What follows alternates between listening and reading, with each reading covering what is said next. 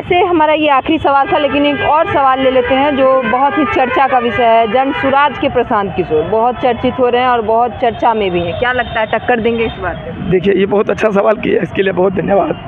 देखिए, सबसे बड़ी बात है ये जो है इलेक्शन में मोदी जी को लाए, तेजस्वी की क्या कहता है नीतीश बाबू का सुशासन की व्यवस्था लाए, 2 करोड़ नौकरी, 15 लाख घर हर व्यक्ति को, घर घर मोदी, हर हर मोदी। ये सारे चीज़ क्या लाएंगे, क्या चीज़ है? नोटबंदी, वोटबंदी, क्या कहता है नोटबंदी, देशबंदी और उसके बाद वोटबंदी। ये जुमला का जो सरकार आया, ये जुमला का देन किसने किया? इसका संचालक कौन कर रहे थे? हमारे जनसुराज के जन्मदाता। तो जब वो लाए हैं तो आज जो चीज़ वो ला रहे हैं वो भी जुमला ही ला रहे हैं। जिसने जुमला को पैदा किया, फिर मालदा साहब, फिर भागलपुर, सॉरी बिहार में उसने क्या किया? चंपारण का चाय तभी पिएंगे जब चंपारण का चीनी निकलेगा। और इन्होंने प्रशांत किशोर ने इस बात को स्वयं बोला कि मैंने प्रधानमंत्री को बोला और यहाँ का चाय तभी पिएंगे जब चीनी मिल का यहाँ चीनी निकलेगा। तो ये तो जुमला आप खुद सिखाए हैं, तो क्या आप जुमला नहीं करेंगे? मतलब जुमलाबाजी का आरोप प्रशांत किशोर पे 100%, चूँकि वही पैदाइश किए और अब उसी हर साल मैं शहनवाज हुसैन के समय में भी देखा, उसके बाद अमन पासवान के समय में भी देखा, ललन पासवान के समय में भी देखा। इन लोगों को बोला कि भाई रोड बनवाइए, फिर 35 से भागलपुर बोले बस 6 महीना में पूरा हो रहा है, साल भर में पूरा हो रहा है।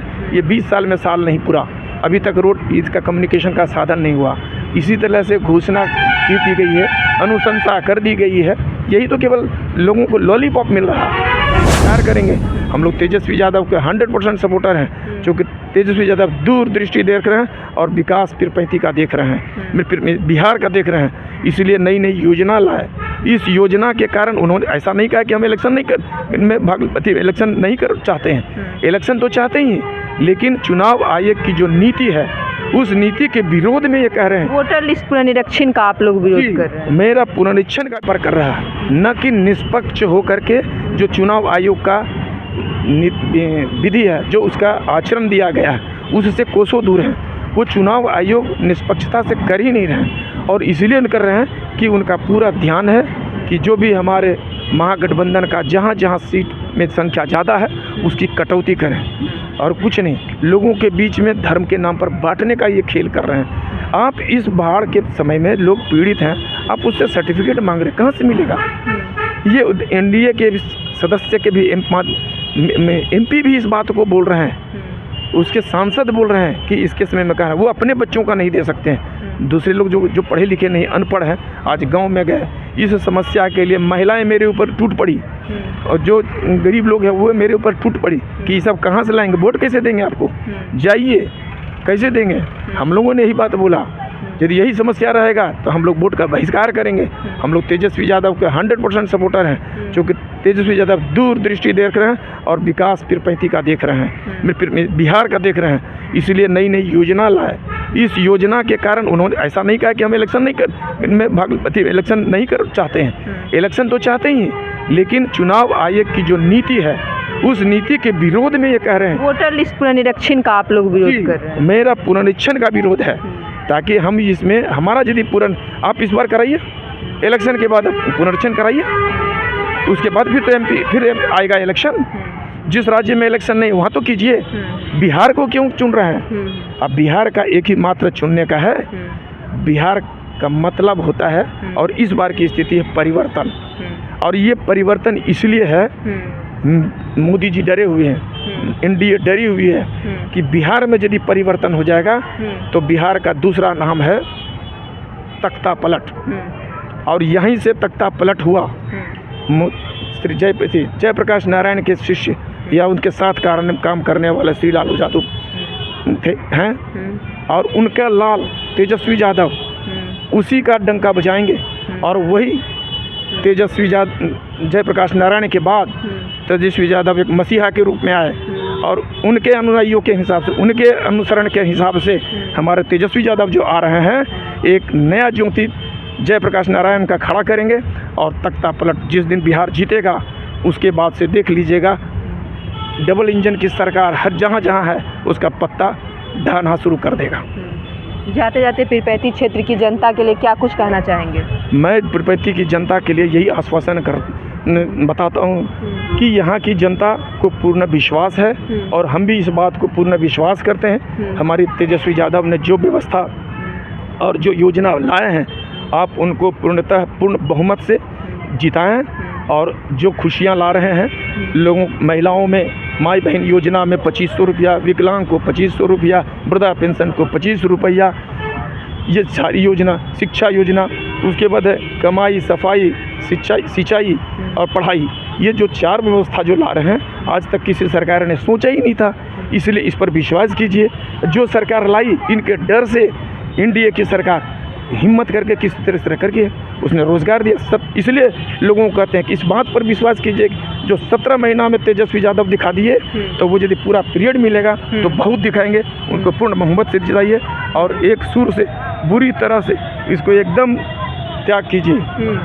और हमको पूर्ण विश्वास है पीरपैंती की जनता हमारी बातों को विश्वास करेंगे और उसको पूर्ण विश्वास के साथ में तेजस्वी के साथ रहेंगे और तेजस्वी को बुलंद करेंगे। बिहार में उसकी सरकार लाएंगे 25 में तेजस्वी सरकार 100% 25 में रहेंगे और वो भी 75% की बहुमत से।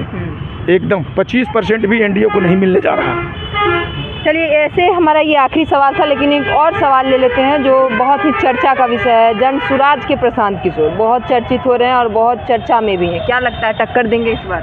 देखिए, ये बहुत अच्छा सवाल किया, इसके लिए बहुत धन्यवाद। देखिए, सबसे बड़ी बात है ये जो है इलेक्शन में मोदी जी को लाए, तेजस्वी की क्या कहता है नीतीश बाबू का सुशासन की व्यवस्था लाए, 2 करोड़ नौकरी, 15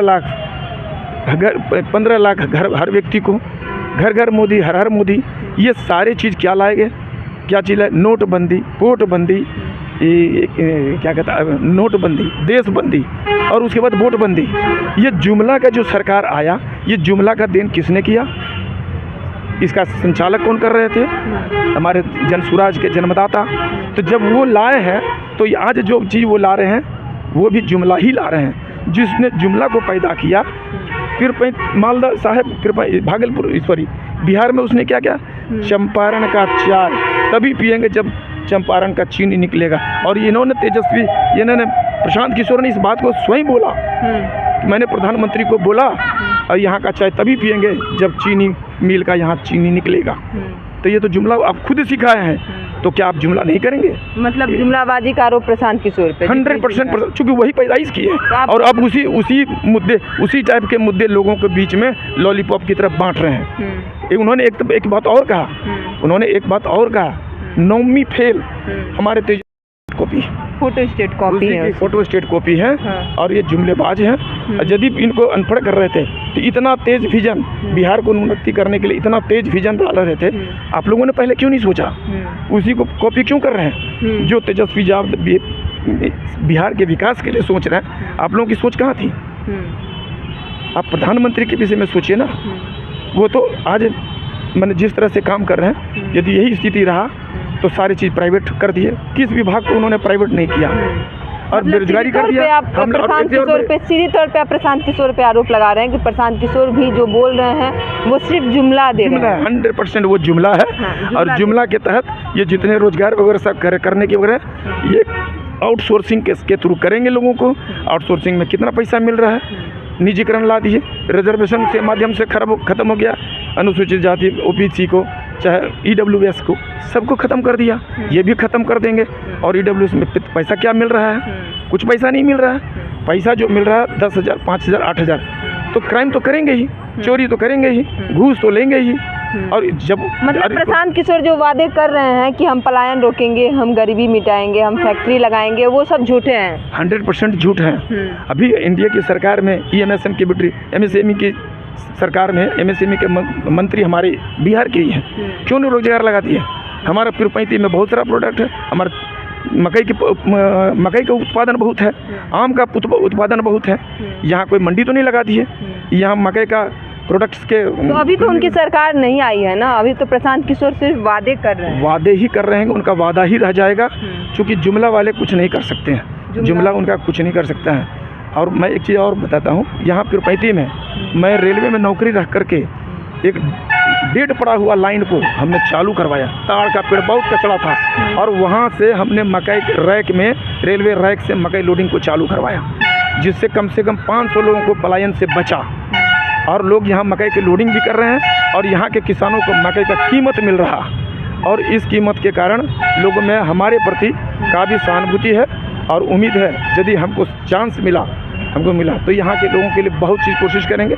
रोज़गार भी हम लाएंगे, जिसमें हमारा 100% सपोर्ट हमारे मुख्यमंत्री हमारे भावी मुख्यमंत्री में तेजस्वी यादव का सहयोग रहेगा। रोज़गार भी लाएंगे, स्कूल भी लाएंगे, कॉलेज भी लाएंगे, हॉस्पिटल को भी तरक्की में लाएंगे और रोड की व्यवस्था करेंगे, पानी का जल जमाव को भी ठीक करेंगे, मिट्टी कटाव को भी ठीक करेंगे। और ये किसी कोने दूर तक ये बिहार में हमको नहीं लगता एक सीट लाएंगे, एक सीट भी नहीं लाएंगे, एक सीट भी नहीं ला पाएंगे, एक सीट भी नहीं ला सकेंगे। बातचीत करने के लिए हमसे बहुत बहुत धन्यवाद आपका सर। बहुत बहुत आपका भी बहुत बहुत धन्यवाद। इस विधानसभा के लिए सरकार से ये मेरी डिमांड है। मैं लोगों को पहले भी यहाँ से जब जो प्रतिनिधि रहते थे उनको भी मैं सुनाता था, बताता था कि इसके लिए स्पेशल पैकेज मांगा जाए, क्योंकि सुरक्षित के लिए क्यों सुरक्षित बनाए और बाढ़ पीड़ित ऊपर से, इसके लिए तो आपने कोई व्यवस्था नहीं की। तो हमारी यदि सरकार आती है, यदि हमको मौका मिलता है तो ये मैं ज़रूर कोशिश करूँगा कि पहले हॉस्पिटल में 24 आवर्स बिजली की व्यवस्था, 24 आवर्स मेडिकल की सुविधा कराएंगे। दूसरी बात है, जितने रोड है उसको ऊंचा कराया जाएगा।